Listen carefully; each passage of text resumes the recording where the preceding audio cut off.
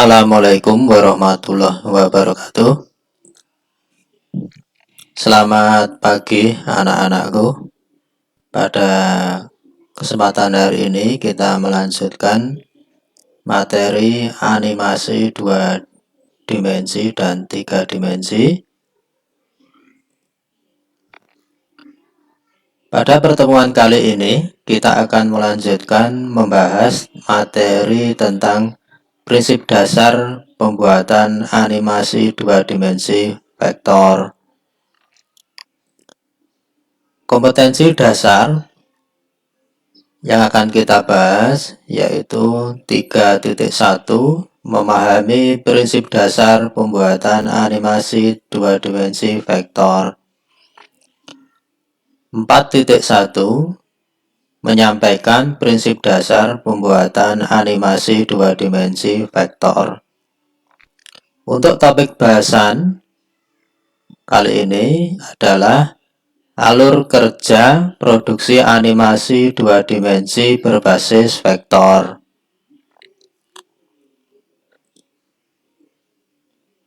Tujuan pembelajaran untuk materi kali ini adalah setelah mempelajari atau melalui pembahasan materi kali ini, siswa mampu menjelaskan tentang prinsip dasar pembuatan animasi 2 dimensi vektor. Yang kedua, siswa mampu menyampaikan alur kerja produksi animasi 2 dimensi vektor.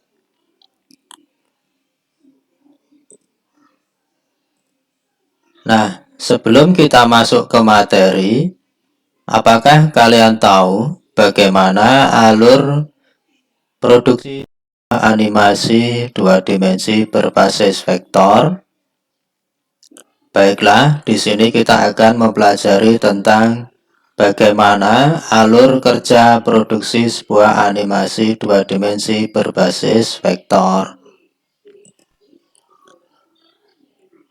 Dalam memproduksi karya animasi, dibutuhkan alur kerja yang terencana sehingga akan membantu proses produksi lebih sistematis dan terarah. Apa yang dimaksud dengan alur kerja pembuatan animasi 2 dimensi berbasis vektor? Alur kerja pembuatan animasi 2 dimensi berbasis vektor adalah langkah dan tahap yang harus ditempuh dimulai dari naskah, desain karakter, storyboard, animatik, tracing desain karakter, puppet, rigging atau bone, gambar kunci, in-betweening, gambar latar atau background, serta musik dan suara efek dalam membuat produksi animasi 2 dimensi berbasis vektor. Berikut alur kerja produksi animasi 2 dimensi berbasis vektor. Yang pertama adalah naskah. Yang kedua, desain karakter. Yang ketiga, storyboard dan animatik. Yang keempat adalah tracing desain karakter. Yang kelima, puppet, rigging atau bone. Yang keenam adalah gambar kunci. Berikutnya adalah in-betweening. Berikutnya adalah gambar latar atau background. Dan yang terakhir adalah musik dan efek suara.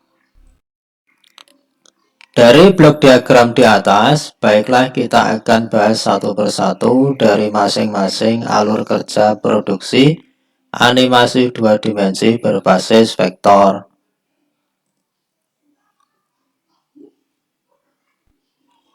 Yang pertama adalah naskah atau skenario.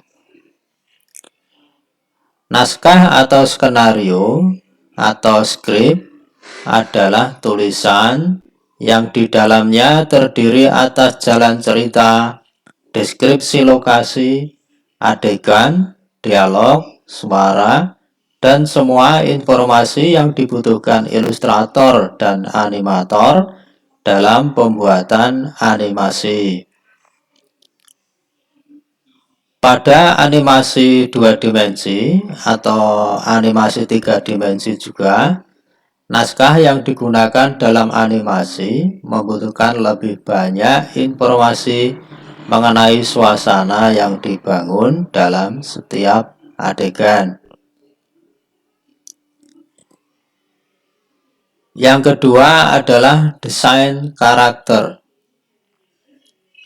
Desain karakter adalah pembuatan karakter yang berdasarkan naskah cerita yang di dalamnya terdapat kepribadian karakter, gaya karakter, dan sosok karakter yang sesuai naskah cerita. Pada tahap desain karakter ini biasanya dibuat secara manual, ada juga yang secara digital, yaitu digambar langsung pada aplikasi 2 dimensinya. Desain karakter dibuat secara detail, mulai dari tampilan fisik hingga perilakunya. Seperti contoh pada slide berikut.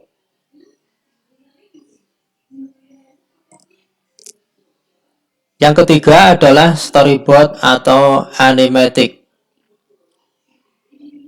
Storyboard dan animatic.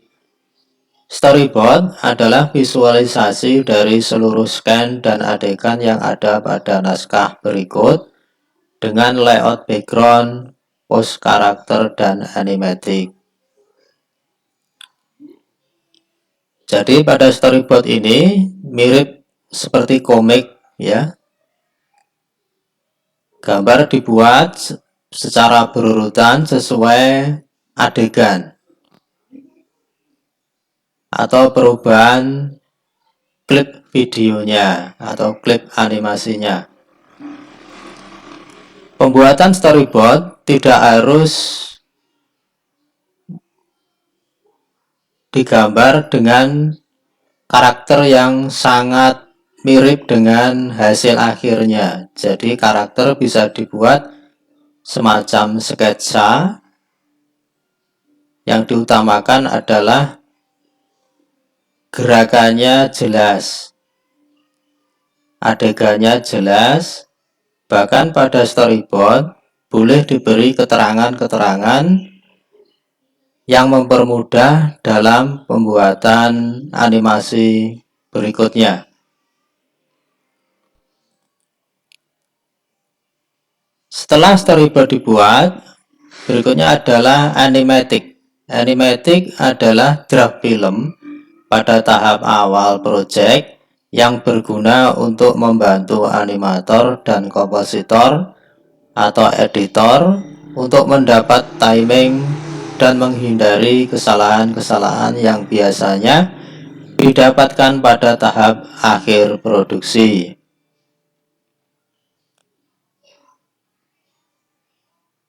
Jadi pada animatic ini saat storyboard itu digerakkan secara berurutan. Pada setiap perubahan frame itu diputar sehingga setiap kesalahan atau kekurangan bisa diperbaiki. Setelah storyboard dibuat dan animatic dilakukan dan dirasa tidak ada kesalahan atau kekurangan, berikutnya adalah dilakukan tracing dan desain karakter. Tracing di sini adalah menggambar ulang secara digital menggunakan aplikasi animasi 2 dimensi untuk menentukan tampilan akhir dan gaya karakter seperti baju, aksesoris dari karakter tersebut. Jadi intinya tracing adalah menggambar ulang karakter.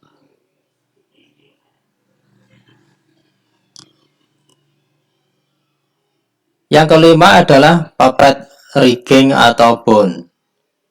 Adalah pembuatan struktur tulang untuk melakukan perubahan bentuk, posisi, arah, dan berbagai bagian tubuh karakter agar karakter seolah-olah seperti puppet atau wayang. Struktur tulang ini diperlukan untuk menentukan bentuk gerakan yang dihasilkan ketika gambar bergerak. Yang keenam adalah gambar kunci atau pose. Gambar kunci atau pose adalah pembuatan gambar gestur awal karakter dan gestur akhir karakter dalam membuat animasi. Jadi, pembuatan gambar kunci ini dilakukan dengan animator membayangkan seperti apa nanti itu akan dibuat. Gerakan kunci dibuat sedemikian rupa mengikuti gerakan-gerakan natural atau gerakan alami, sehingga nanti hasil dari animasi akan terlihat lebih natural, seperti pada contoh gambar yang ada pada slide. Setiap awal dan akhir gerakan ini digambar secara detail, secara jelas, sehingga memudahkan nanti dalam membuat tahap berikutnya.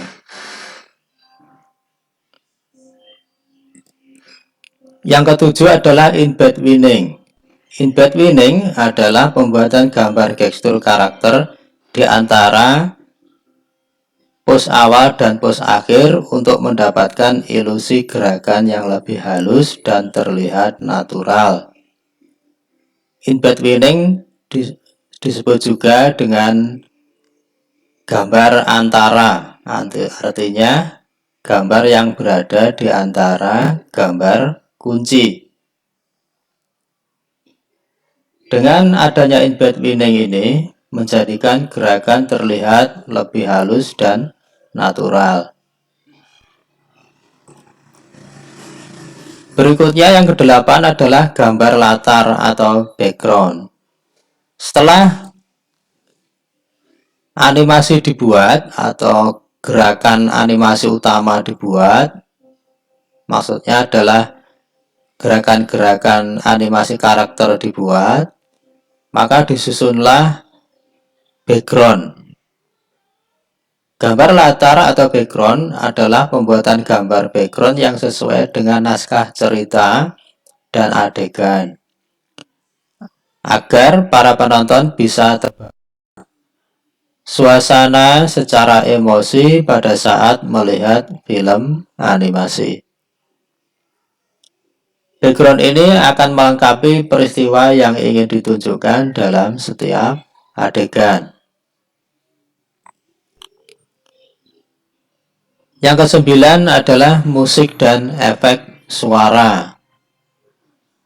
Musik dan efek suara adalah penambahan suara untuk mendramatisir, memperkuat cerita, serta mengendalikan emosi senang, susah, sedih, takut, tertekan, dan lain sebagainya. Pemberian efek suara ini akan membuat film animasi terasa lebih hidup. Pada pembuatan film animasi, ada dua teknik pemberian suara. Pertama, suara direkam terlebih dahulu, baru nanti animasinya, gerakannya dibuat mengikuti suara yang telah direkam. Yang kedua adalah animasinya dibuat terlebih dahulu, efek suara dan dubbing dilakukan setelah animasi selesai.